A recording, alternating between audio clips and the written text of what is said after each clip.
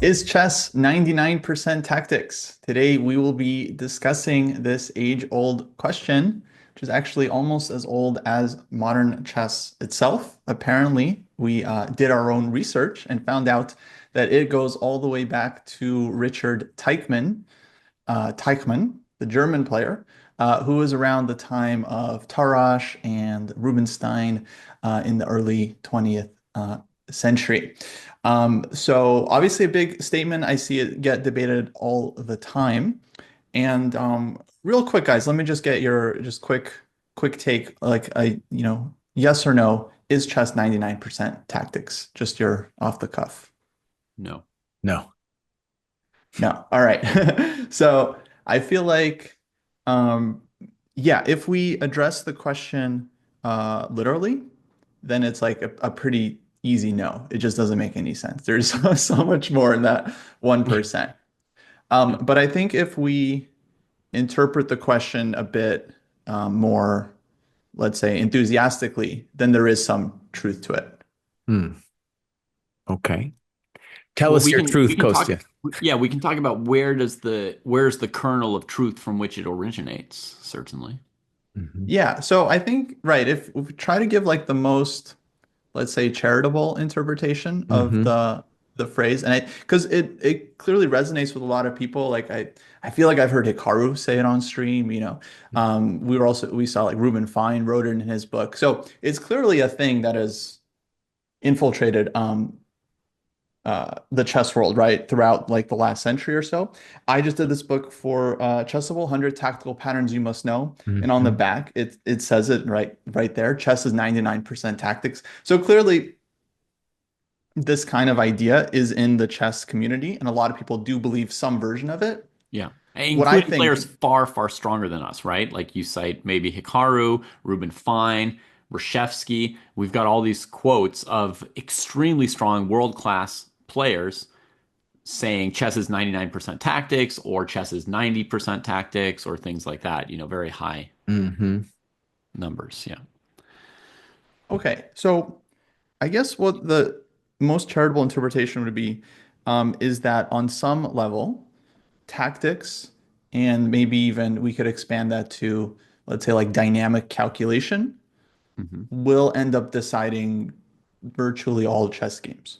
Or another way to put it, if I were to think about all the games I've ever won in my life, it's really hard for me to come up with a game that I won where I didn't at some point outcalculate the opponent. So if we expand this idea of like tactics to be much broader, not just like simple tactics like blunders and things like that, but like tactics and, let's say, calculation, being able to out analyze the other player, then I think there is a lot more truth to the statement. Yeah, I think it's still not true. I mean, I've always taken it by tactics to mean tactics and calculation, right? Um, I still don't think it's true, but let's talk about it for a moment and let me Hmm. maybe give you where I think people got this wrong idea. Very often people are playing with people who are close to them in skill level, right? That's ideal in general to play with people who are close to you in skill level where it's going to be close and you don't know if you're winning or losing. There's that drama, that tension. Okay, it's an important component. So people have organized chess to be that way for the most part, right? 200-point rating brackets for tournaments, elite round robins, etc., right? People are sort of sticking with their rating. Imagine, Kostya, that you played a bunch of games against somebody 1,000 points lower than you. And I told you, like, you can't calculate any variation longer than a move long, right? Or I put some constraint on you, right? I said, don't play anything sharp. You're only allowed to play in 1 second or 2 seconds, right? Like, you've seen a master can win a game against a beginner with less than a minute on their clock, right? Just playing sort of bullet. And you're not really calculating much at that kind of pace, right? So if I let you play against somebody 1,000 points lower than you, you would be able to win lots of games without any calculation, right? I guess yes, but I would also imagine that I'm still out calculating them, even if I'm doing Even in one a second. minimal amount of calculation. Yeah. I mean, at some point, yeah, you might say like, "Oh, there's a mate in one, I'll play it," right? Um, but you can win against when there's a bigger gap. you'll see more obviously that somebody can win just by slowly playing better moves, right? Not necessarily by going for something sharp Yeah, or complicated, right? for sure. And you'll see somebody just doesn't bring out their pieces, and then there's like 100 ways to win, and maybe you spot one of them, but it didn't really matter which one you spotted, etc., right? So so that's the first exhibit I want to say, or the first piece of building my argument, right? I think if people play with a wider difference in skill level, you see more games decided without blows. Um, so then what I think happens is that when you're playing people who are close to you in level, the stuff other than tactics matters more and you spend more energy on it. And eventually, through several hours of an OTB struggle, you become tired.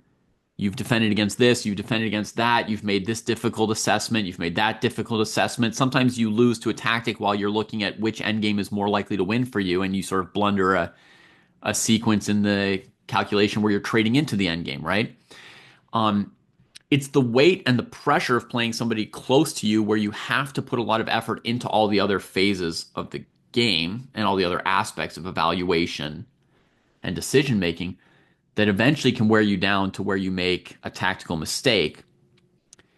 When somebody looks over the game, it will look like the tactical mistake was the decisive point in the game, right? It'll always look like, oh, well, they were playing along, and to some extent, it was anyone's game, and then this person miscalculated something, and that's why they lost, right? So you can almost always take one of these games that you've played against somebody close to you in level and point to a moment where someone made a tactical mistake and say, this decided the game, or it could have decided the game if the player didn't notice it and didn't take advantage. And you can take from that the lesson like, oh, if I just calculated that one variation correctly, I would have won instead of losing or whatever, right? Mhm. But really it's because you're working on all these other things as well, which aren't in one move decisive, but over the course of a game threaten to be decisive, that people put in that effort, get tired, and eventually mess up a tactic. Yeah. I think one thing that is interesting about the quote is it's from an earlier time in which, for the old timers, chess was clearly divided into tactics on the one hand and strategy on the other. And I still think that way, but I know that when you turn on the computer doesn't tell you, hey, this is a tactical move, and this is not a tactical move. A lot of times for me, for example, when I'm looking at my own games and thinking about it, I'll have strategic evaluations that I need as a human to have. But then the second I turn on the computer, it's just like it makes it seem like everything is already concrete, right? And that's where it can be kind of tricky. And I think the new generation has a little bit of difficulty with this old division between tactics and strategy. Right. Like you'll look at a position and you'll say, oh, white's better because black has this isolated pawn. Hmm. And then when you turn on the computer, it'll show you like there's only this one sequence that gets your knight to the right square to attack the pawn soon enough that your opponent has Right, to right, defend right. it instead of just doing some active counterplay. And it'll be very, very specific. Yeah. So one thing about it is what I've noticed that's interesting to me, anyways, is that um, when we have the graduate show and the under 1,000 cohort, so that's 1,250 and chess comp and underneath. Well, something that I've noticed is that I tell people every single graduate show, I say there's three things that you have to do to make 1,000 or 1,250 chess.com. You have to get a grip on the board. And one of the interesting things about that word is I realized I came up with that terminology because uh, tactics aren't, in a way, not really, to me, tactics are like forks, pins, and yada, yada. Whereas when I say grip, I mean people are hanging stuff. So you could think of that as a tactic to hang stuff. I don't really think of it as a tactic. Maybe that's just my old time terminology, right? I don't think of that as a tactic. So when somebody blunders a piece. But in any case, right? So there's three things they got to do. They got to get a grip on the board. They got to learn to slow down, which is also very hard. Grip and slowing down is very hard. And then they need to learn to develop their coconuts, right? The developing their coconuts is actually the easiest of those. And slowing down in a lot of ways is about, hey, maybe I won't blunder a piece if I slow it down a little bit. Hmm. Right. But what I do want to say, the reason I brought this up is in that under 1,000 group of cohorts, it is almost inevitably somebody hanging a piece that actually decides the game. So, for example, you have at that level, you have people creating random threats all the time. They're not thinking about thinking about strategy. They're just like, I'm going to attack something. Sometimes they're not even attacking something. It just looks like they're attacking something, but they don't know what to do, and so they go attack, attack, and that's the famous like bringing your queen out and it bounces all over the place is strategic mayhem. But it's ultimately they don't know how to punish that kind of mistake yet. So it ends up being someone hangs something, and then the game is sometimes over. Just you lose a piece in under 1,000, you're not necessarily over, but that's generally where the decisive moment will come when you look at it big picture. Yeah, normally there will be 5 or 6 of those moments, but eventually Right. someone will take more. Big picture, though, I just want to contrast that with, say, the top. And while it's difficult at the top, let's say world championship chess, to distinguish a lot of times between strategy and tactics because they're so intertwined. I think a game that came to me as a good example was game one of Ding versus Gukesh, where I should say Gukesh versus Ding. Gukesh had the white pieces playing against the Right. French, and he played some nasty nasty positional moves and basically was lost without Ding needing to do all that much. So that was an example to me of like strategic failure leading to a loss and tactic schmactics. The guy didn't have to work too hard to win that bad boy. 100% agree. Like that's a very good example of a high level game where you win basically without calculating. Mm, Just like the first moves that kind of come to your mind, yeah, they're kind of good. You play them. White's position's just kind of dying. yeah. Um,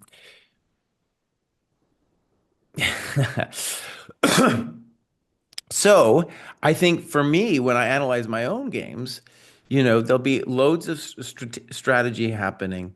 And I feel like what Smyslov said, Smyslov's one of the only few world champions I actually understand. He said something that really resonates with my own experience of most games. And that is to win a game, what generally happens is you outplay your opponent strategically.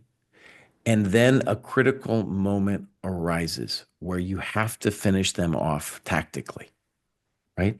And again, that's the pattern I see. Sometimes that tactical opportunity is missed and then just mayhem ensues. But for like a well-played game, that's the way it happens. It's very rare, for example, that you can strategically crush somebody within a couple hundred points from you, right? It's going to be like the strategy happens, a buildup, a crisis comes for your opponent, and then boom, you have to have a tactical finish.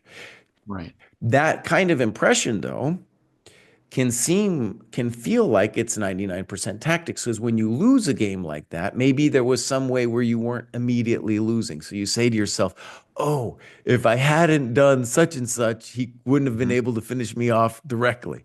But you Right. were already in big doo-doo anyway, son, right? Right. Yeah. Yeah, and also if like the opponent hadn't been outplaying you, hadn't been piling on the strategic pressure or the advantages, then maybe the blunder wouldn't have come that led to them having the chance to finish you off, right? Like that all plays into it. Right. Well, okay. So here's kind of where I'm thinking about it because I feel like for me, actually, the definitions are very important. So for me personally, tactics are like what Jesse says, forks, pins, skewers. These are like themes, patterns. I would include hanging pieces as being part of like tactics. Yeah. So I think that's important. Um, I don't include calculation in tactics. For me, calculation is a Oh, completely separate thing because when I'm calculating, I mean that includes not just seeing tactics, but that means like visualizing. That means evaluating positions. That means like Sure. strategic decision making. Means like relying on like intuition. So I feel like calculation, I mean, it includes a lot of stuff that goes beyond solving puzzles.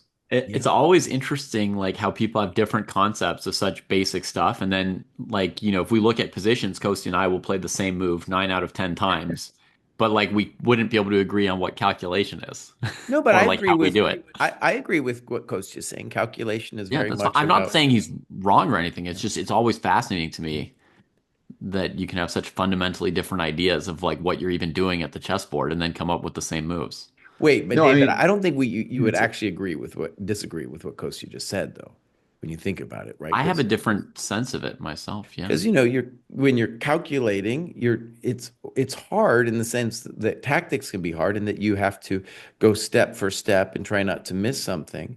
But then there's all kinds of evaluation functions that you use, usually to cut the variation short, right? You'd be Right. like, in this variation, I'm fine, or in this variation, dude's getting mated, something like that. And you're just like, you Right. have to shut it down. You can't let it go on forever.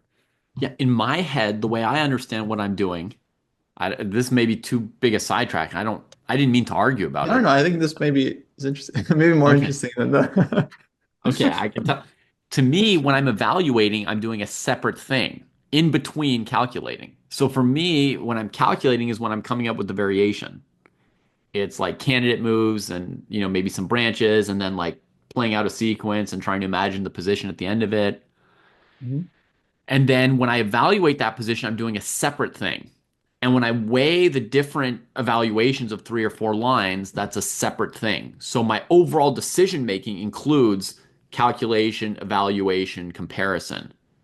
But you see what I mean? Like to me, the evaluation and the comparing are separate from calculation in the way I define my processes to myself. And I might be doing exactly the same thing as you, but just calling the steps differently, No, I right? think what you said made sense. Yeah, I mean, you're just treating it as like a completely separate skill, which it Right. kind of is. I just view it as like a skill within this big umbrella of calculation. You just Mhm. view calculation as a separate thing before you As have to as evaluate. one of the But I, skills within my decision making. Yeah.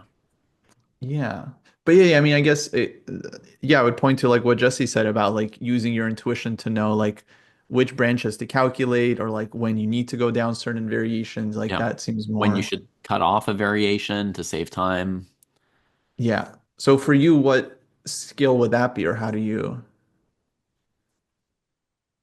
Yeah, I mean it depends. Sometimes it would be just pure like instinct.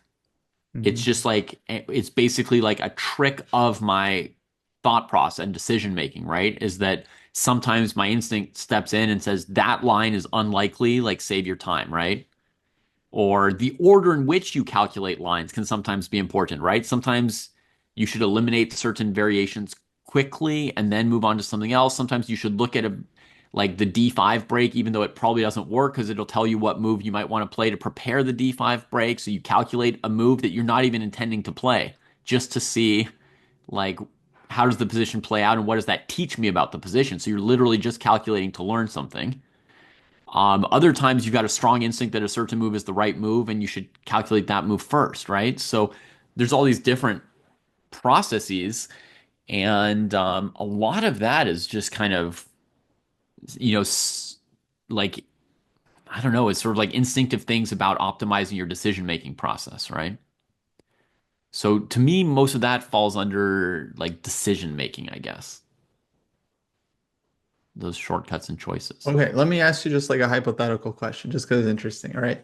Let's say I'm playing someone and we both calculate to the same position, Yeah, and then I evaluate that position as being equal for me. right, They keep calculating and they realize that position is actually good for them. right. Did they We both go to outcalculate you that or out position evaluate you? and I lose. Yeah. So was I out calculated or was I out evaluated? Yeah, yeah, very, very good question, Kostya. Because your opponent beat you by out calculating, but you beat yourself by misevaluating. So both have happened. You evaluated incorrectly and they calculated correctly. If they had stopped in the same position as you and said, like, I can tell this position is better for white, actually, That's just evaluation. and you played to the same position that you both in your heads had agreed on, yeah, let's go for this position, you had a disagreement about the evaluation, then you're purely out evaluated, right? So I would say your calculation was fine, so to speak, right? At the level of your opponents, which But is what which if is the really the only reason, differential we're like, looking at, right? In any game is like, are you doing something better or worse than your opponent? yeah. But okay, let's say they didn't calculate further. We evaluate the same position, Yeah. but the reason they came up with a better evaluation was simply because their visualization was stronger and they could see the position clearer in their mind. So it's just Hmm. easier for them to be like, oh, no, that's just going to be good. Yeah, to me, I usually consider that to be sort of a part of calculation. Visualization, I consider sort of a part of calculation, even though I literally have like a zero score on visualization. Um, Right. but yeah, I sort of consider that to be a part of calculation. And if you want, you could consider it a special part of calculation. Like calculation itself is going to have different skills, right? Like considering candidate moves, how quickly do you come up with candidate moves, how efficiently do you prune which moves you do or don't consider. Like some of those things are sort of sub skills under calculation. And to me, visualization is one of those sub skills under calculation as the Yeah, umbrella. same. I have way my I view it as like you have analytical skill, which is all the things you mentioned, just your process of choosing which moves are good and which ones aren't. Then visualization, which is just your ability to hold the position in your head so you can calculate accurately. And then the third one is like evaluation, which yeah, so I also kind of see those separate Yeah. skills, which is funny. So okay, so for me, yeah, like it depends on how you define the original statement. So if it's like Yeah. if tactics is including all of this, then I'm like, okay, that's a lot. If tactics is just, like our tactical themes, then I'm gonna say, it's like it's largely untrue. However, as you guys brought up for lower levels, I would say it's largely on the truer side, where it's like hanging pieces and basic tactics, I think do decide like most games. Maybe it's not like 99% should be attributed to tactics, but I would Mhm. definitely say like tactics is like the most important component. It's a major element. Yeah. It's often your tactical ceiling often defines your actual chess ceiling, Yeah. whereas I think for other things it's much not nearly as simple. Yeah, I Um, agree. You could say like 0 to 1500 for the experience of those players, all the way up to 1500. Like you're going to get the most rating bang for your buck by improving things that I consider tactics, which is a right. mix of calculation, visualization, Jesse's like board grip, or Jesse or board vision, as some people sometimes also talk about Mhm, it, or just mhm. seeing hanging pieces and stuff. All of that is going to have like a huge impact on your results at those levels. But even still, I think, if you took somebody who's like 1400 against somebody who's 500, the 1400 might be able to like outplay them a lot of the times without as much like calculation factors, right? Because if you pick a player like 1,000 points lower than a 1400, they might not know to develop any pieces. So they'll have a hard time capturing any pieces the 1400 hangs. The 1400 will have a hard time hanging pieces because the opponent has no piece out to capture it, right? Like your rook on h1 with a pawn on h2, it ain't capturing nobody. Same with a bishop on f1 if you play f3. Like that bishop's not capturing anybody, right? So I think even there, like if you get real mismatches, you would see that it's possible to win with minimal calculation. Mhm. But yes, I mean, I agree that at that level, games are decided more and more by, tactical measures. And by the way, here's my division between strategy and tactics. Kostya, Okay. this might be different than you or Jesse as well. To me, tactics is anything that is short term in the sense that it's a specific opportunity where you've got no guarantee or even expectation that that opportunity would be there on the next move. Okay, so it's like purely like something specific to that moment in that position. Whereas strategy is something longer term that does not depend on a specific opportunity. In other words, let's say a knight outpost on d5 in a Sicilian, right? Um, that is something where like I don't need to strike this move or next move, right? Like I've got my knight on d5, I have an advantage, and there are ways to try and exploit it, which are not necessarily going to change from move to move. If black's got a pawn on b5, I might want to play a4 at some point in conjunction with my strong knight to weaken their a pawn and go after an isolated pawn on the queen side eventually. But if I don't play A4 on this move, there's a good chance I could do it 5 moves down the line even. So that's to me the split between strategy and tactics. Is strategy is considerations that are not as time dependent, that are basically not time dependent, Mm. and tactics are specific opportunities that can be there and then gone at any moment. Did you know that the dojo is so much more than a podcast? We've got tactics, a database, a training plan for everybody, a community of people trying to get better.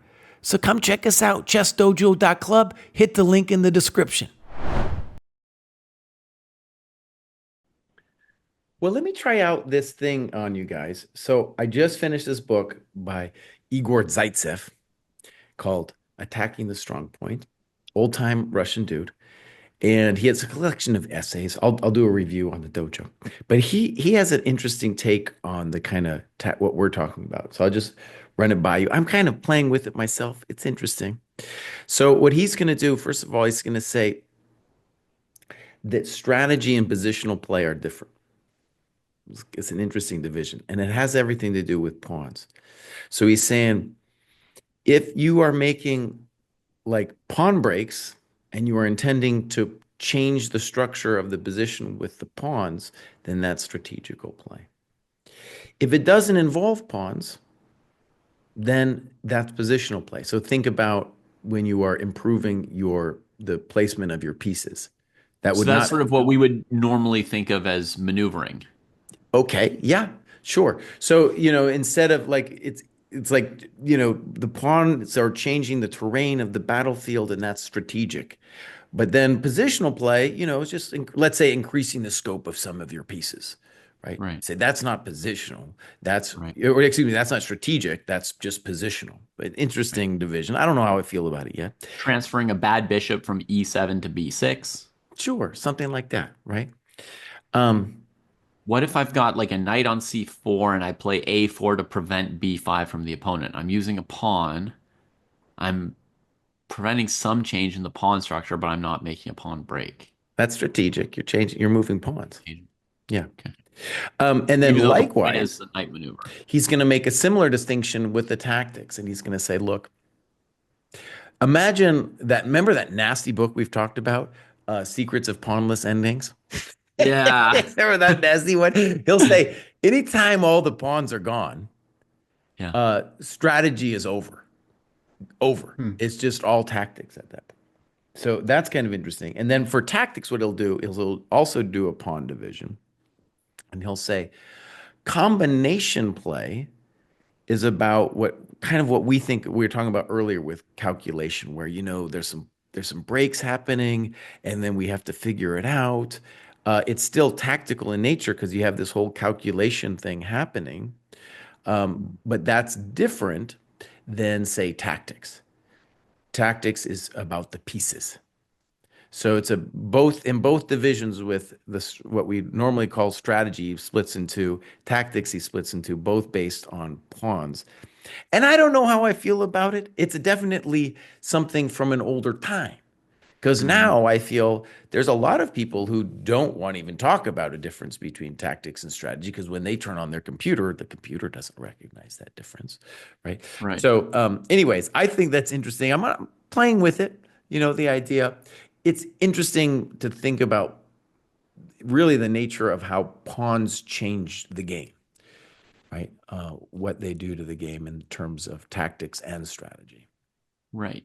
I think one thing that we alluded to at the very beginning in terms of the division between tactics and strategy is if you turn on a computer, sure, you might have the advantage because you've got that, knight on D5, that classic Sicilian theme, right? D6, E5 pawns for black, and a bad dark squared bishop and a knight on D5.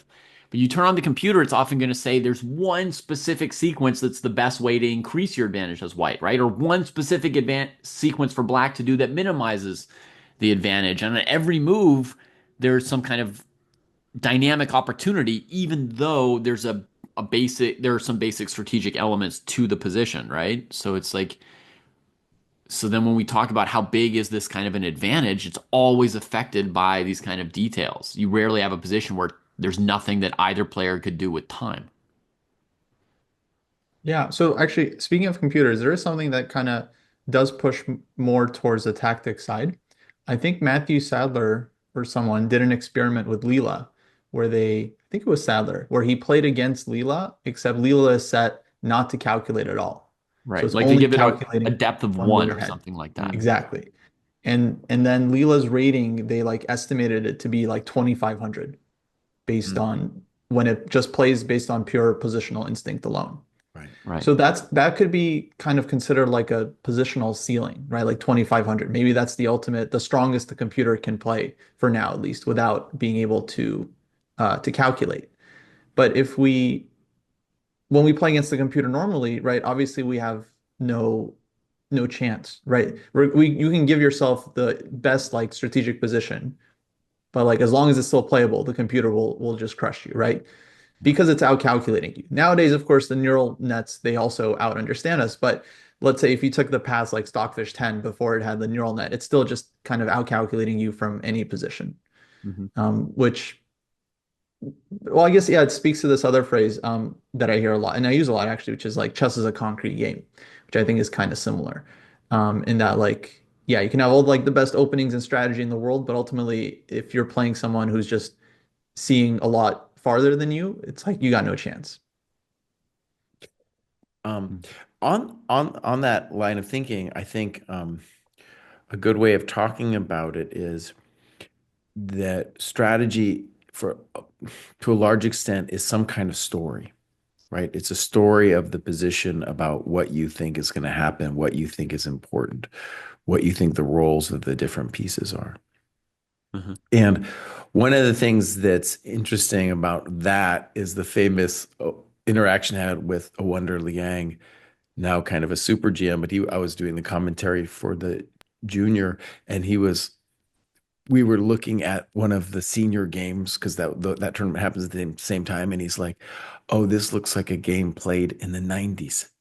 Right. And it took me forever to digest that statement. But what he meant is now it's move by move instead of something with these big, grandiose plans that happens when you kind of tell yourself a story.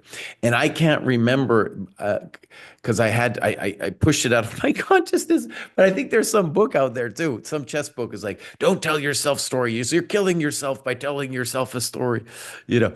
Um, and one of the things that's interesting about that is the attempt to try to make the game of chess storyless without story.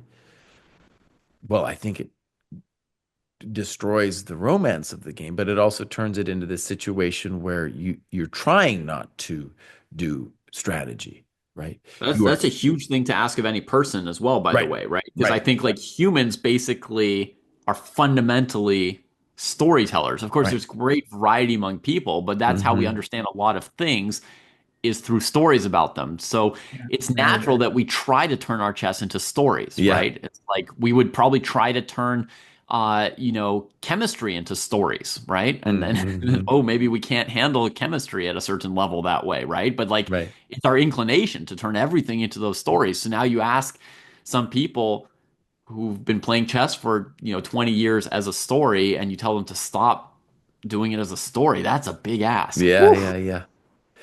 But I think it is true that the trend is to have the stories be smaller. Hmm. Okay.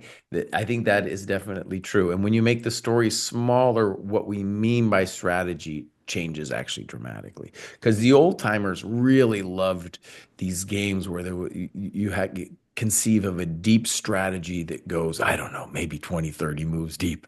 You know, you Yeah. don't know exactly how the moves are going to go, but you have this story in your head and it comes Right. true, to a certain extent. I think one of the reasons that doesn't happen so much anymore as well, Jesse, is just that there's more shared stories, right? So it's Mm. actually not exactly the death of the story, right? But it's like this story about how you're gonna siege and win these doubled C pawns, right? And I don't know, a Winnower or a Nimzo or something, right? And you've got like your brilliant, Queen G8, Queen H7 maneuver coming, right? But now everybody knows that story, right? Uh-huh. So they're gonna do this thing that I learned from Danya, right? They're just gonna refuse to go down that story, right? Yeah, yeah, It's yeah. too clear that the story is a certain story that's good for the opponent. they're just gonna throw some chaos into the thing, right? Right, right. Okay, I Um, think people might be confused. They're like, what stories? Like, folks, you have to study the classics. That's how you learn these like typical plans and narratives. Yeah. And then so you get like an understanding yeah. of chess, you know. Like here's So a Nimzo Indian story. White's got doubled pawns on c3 and c4, right? So black plays c5 and says, "You guys just hang out on c4 and c3 for a while, right? Just chill." Now we're going to arrange a knight on a5, a bishop on a6, and play rook c8. And lo and behold, when we're ready, we play c takes d4 and take your pawn on c4, and then we mop up. Hmm. Yeah, okay. Like at some point, somebody did that, right? And then somebody else saw it and was like, oh, cool idea. And then, a few people were doing that story. And at some point, the people playing white were like, we don't want to be part of this story anymore. Like, yeah. And we like stopped playing the Nimzo. We started playing knight f3 on move three, right. Is 3 it Uh, playing knight f3 on move three, or is it coming up with some new idea, right? Where they play, c4, c5 immediately and just sack that pawn where it stands on c5, right? The moment after the trade on c3. mm-hmm. I think there was a game at Wake-on-Zay this year where Jordan van Foreest played one of these things, right? It's just random position. Black plays, b6 in the Nimzo, and white just plays c5. Just like whatever, you can take it once, you can take it twice, you can wait to take it. Like it's not going to sit on c4. and he lost the game or I think it may have been a draw because both players like knew what they were doing. It's like high level, right? Like white knows that if black ever wins a pawn on c5 instead of on c4 while trading four pawns, then the dark squared bishop's going to make up for it, right? It's a news story. Um, One of the ways too, and this happens in the dojo that I kind of reacted to the stories is so, we have an amazing developer, Jack, and he did this thing for our game. So we input games into the dojo and publish them on our database. And for a while, he created a thing where if you didn't kind of give a synopsis of the game, essentially a story of the game, it would give you a little warning. And it would be like, hey, buddy, you need to tell a story about this game. And I was like, oh, no, I don't like this. I don't. So I really don't like when someone tries to tell a story of a whole game. Um, I think that's obscene. I think positions have stories. But I don't think games have stories. Like I did the review of my 60 Memorable and Larry Evans, 60 Memorable by Fisher. Larry Evans, his friend, kind of did a little story of each game. And I'm like, mhm. that's terrible, Larry. You should have edited that out, buddy. And of course, no.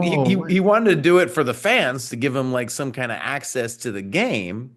But yeah, I don't think games have stories. Anyways, I'm just trying to say Of course they do, Jesse. no, not the whole game. The whole game Wait, doesn't hold have a on. story. If you want to tell me like a fun anecdote about the playing hall or something, fine. But don't tell me anything about the story of this game. Is no, don't do it. Yeah. Don't tell you Okay, that hold on. somebody like got their prep and then like they had the advantage and then like Yeah. they No. couldn't find the killer blow and Yeah. It's never true too when I they go. had trouble settling for a favorable end game because they expected more out of like what they had. And Yeah. Tell me that Okay, when we first get of to the all, position. Yeah. I I really appreciated those intros by Larry Evans when I was reading my 60 Uh-huh. Memorable Games because I was like 1800 and it gave me actually a really good like insight into like what I'm about to see in the game so I could actually like understand the context of what's happening because I wasn't good enough to just play through the moves and be like, "Oh, okay, I see white's better here. Now black has to like fight back." So like those yeah, intros gave me a lot of like it was like very useful going into the yeah. game. Like okay, this game like there's gonna be a big struggle in the middle game and then like a big end game. It's like okay, I know what's happening. And but yeah, I would totally disagree. Of course, are you telling me that like game six, Carlson Nepo 2021, there's no story to that game? Game six, Fischer Spassky, there's no story to that game? Those are more complicated stories actually when you're picking like an epic game like Kostya is, right? Like Hmm. there's even more complicated story with more twists and turns. It's like this book I just read, it was 1,300 pages and it had 25 perspectives into Uh, characters, So it's a complicated story. Um, Yeah, if anything, I mean, I think every game has a story. But I mean, I guess what Jesse's trying to say, correct me if I'm wrong, is that like you can't just attach a blanket narrative like, oh, this game was just about the good knight versus bad Right. bishop, and then Right. nothing else happened. Yeah. Yeah, you don't want a simplified story. The story needs to do the game justice. I do think, by Um, the way, I do think Story. positions have stories. I think for every position basically has a story. Right. So a game with multiple positions is just a longer collection of stories.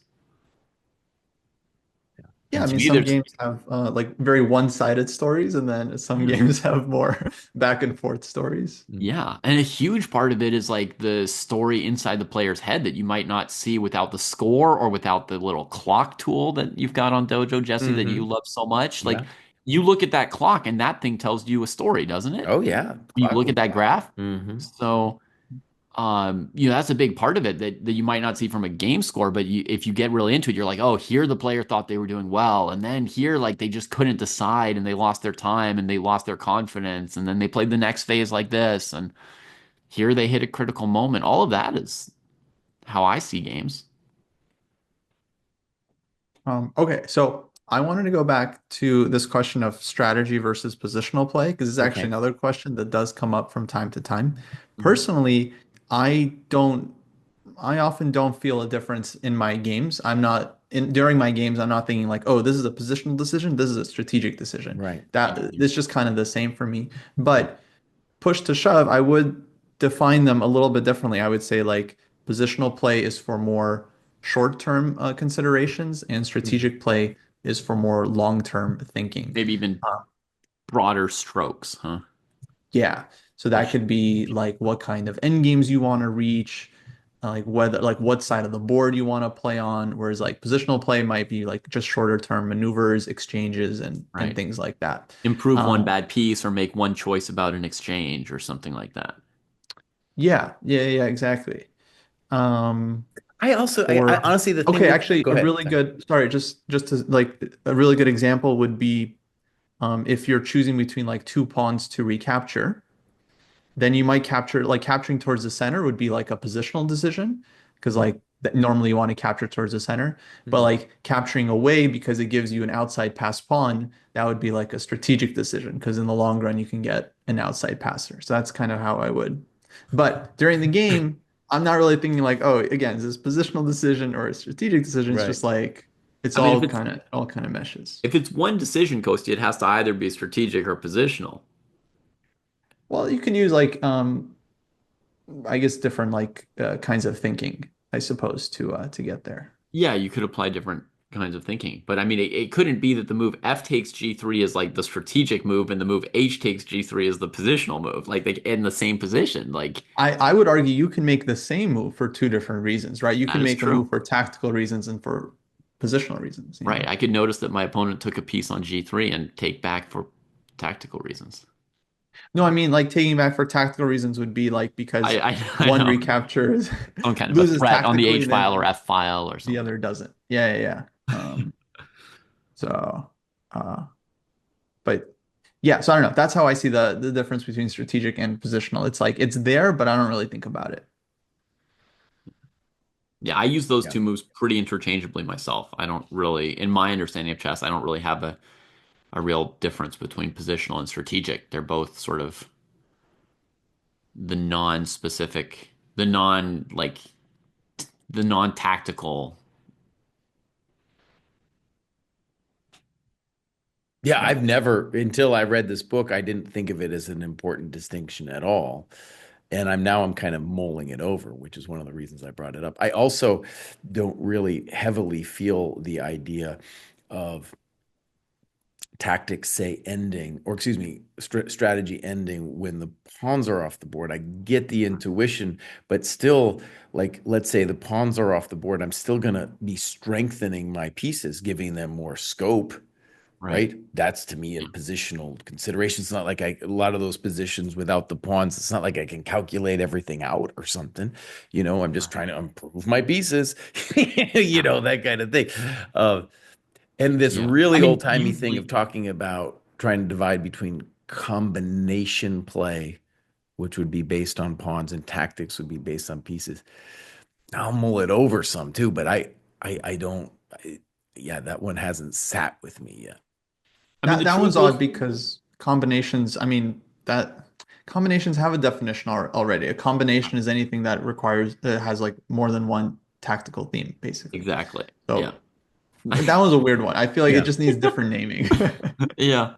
Yeah, combination means a combination of tactics, right? It's like in a restaurant, a combination might be an enchilada plus a chile relleno, right? And like in chess, it's like a fork and a skewer, right? Well, And a oh, remove the defender. to be fair to the guy, I think he would call it combinatory play. And that was, of course, Uh-huh. we're translating stuff from the Russian too. But Yeah. yeah.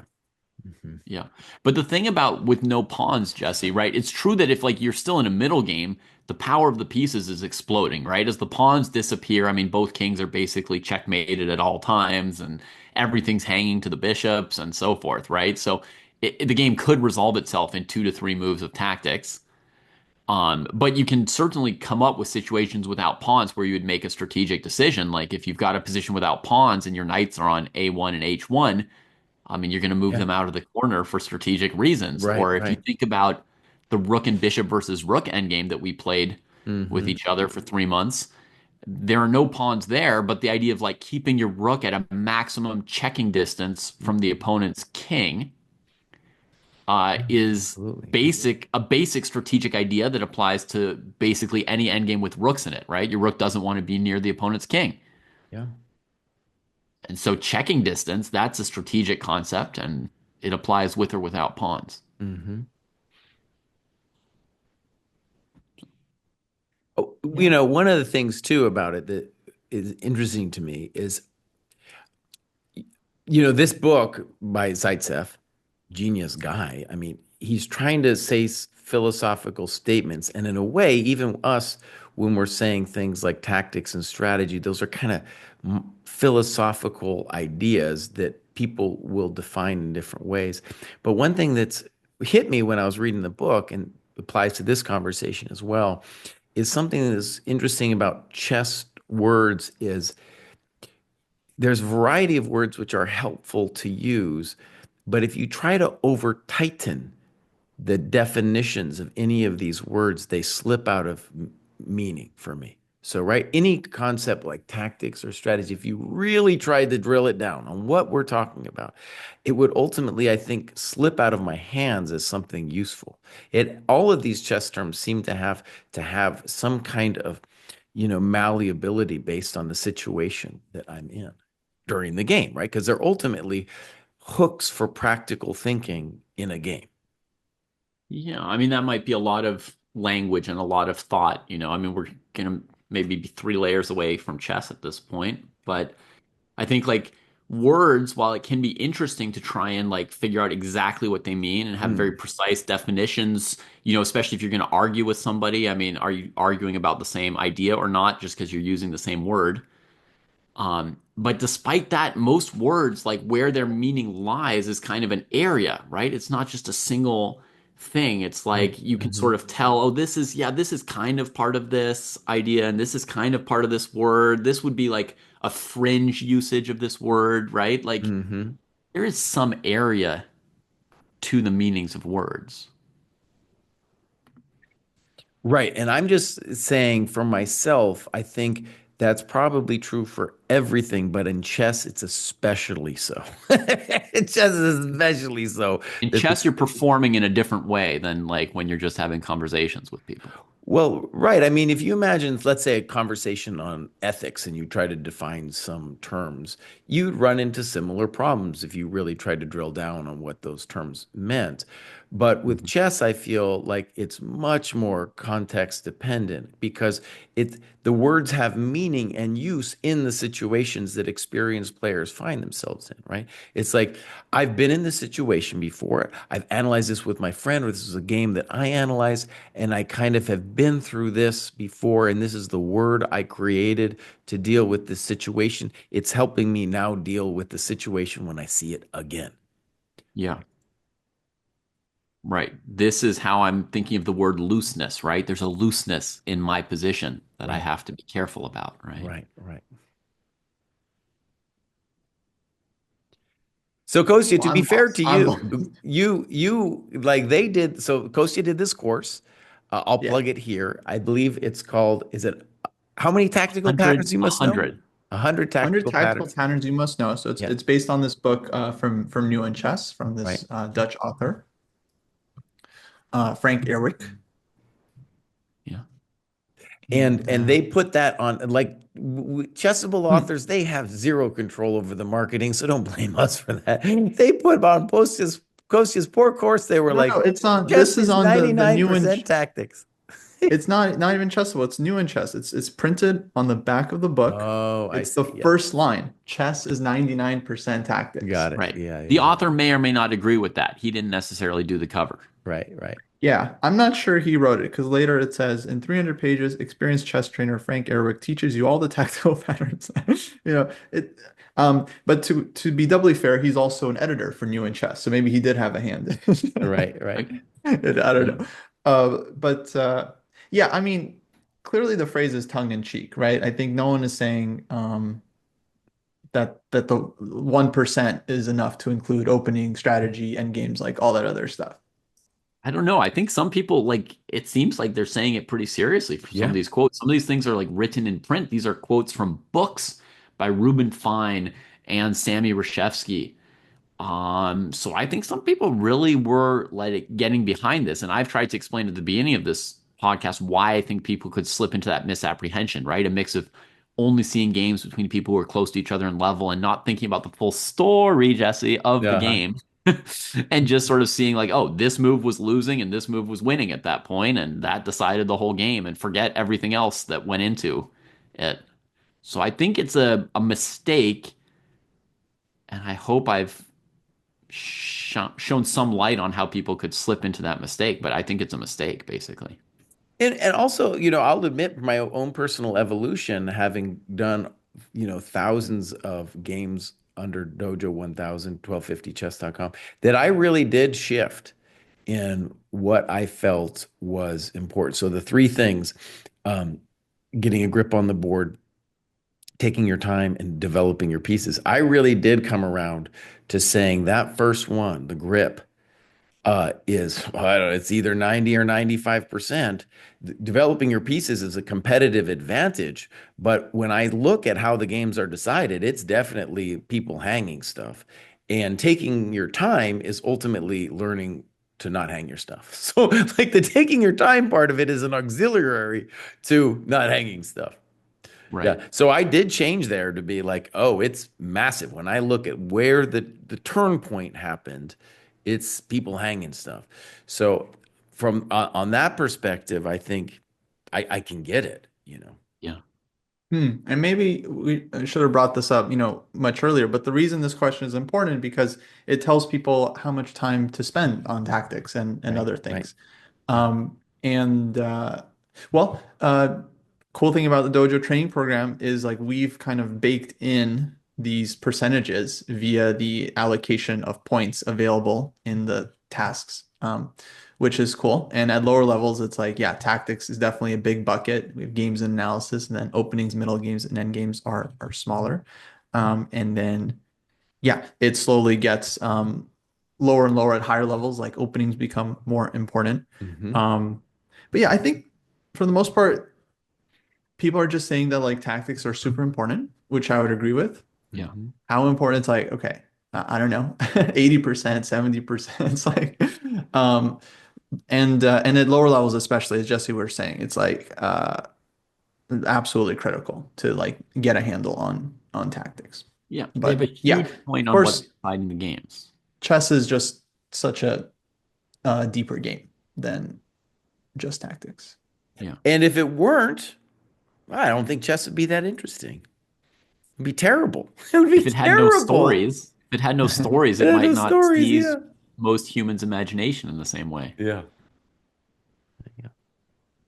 Yeah. If it were just solving a series of unconnected puzzles, there's not, chess is more popular than, just like people sitting around at home solving like long lists of math problems.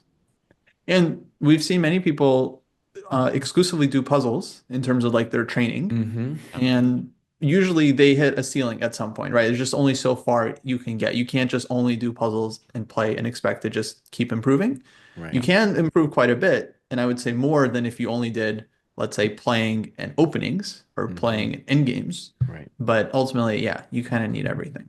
Yeah, actually, here's maybe like one interesting parallel. I played Go a little bit, basically only with tactics because I wanted to stay bad at the game. So I avoided reading any books. I avoided having people tell me their ideas. And you Hmm. could imagine, I was just imagining this for chess, and I was like, oh, wait, I kind of did that for Go, right? Like, you imagine if you had a chess student and you're like, you're not allowed to read anything. You can't do postmortems because somebody might tell you an idea and tell you when you were better or worse in the game and why they think so. We want you to not even know what it means to have like a good square for a piece, right? Hmm. All you're doing is calculating. Obviously, if they just did tactics puzzles and literally, blocked out everything else, they wouldn't get very far. They like wherever you are doing some tactics will improve you, but like you can't go forever with that. And so for reference in Go, just off of calculation, I was like a rank amateur, maybe something like a 16 to 1800 player. If because Go's more complicated than chess, the way I count it, it's a different system, but the way I count it, it's got like 4 or 5 more levels of skill. So imagine the scale goes up to like 3600 instead of 2800. And on a scale from like 0 to 3600, maybe I was like 1600 or something like that. So and like I brought across my training and calculation from chess, right? So like the very first game I played, I can count like you put a stone here, I put a stone there, you put a stone here. I can do that. I'm trained Hmm. to do that. But with nothing else, I mean, there's some pretty harsh limits to what you can do. Yeah. Okay, cool. Well, that's a good talk, my friends. Yeah, good stuff. As always, folks, check out the Patreon, and we'll see you next time. Take care.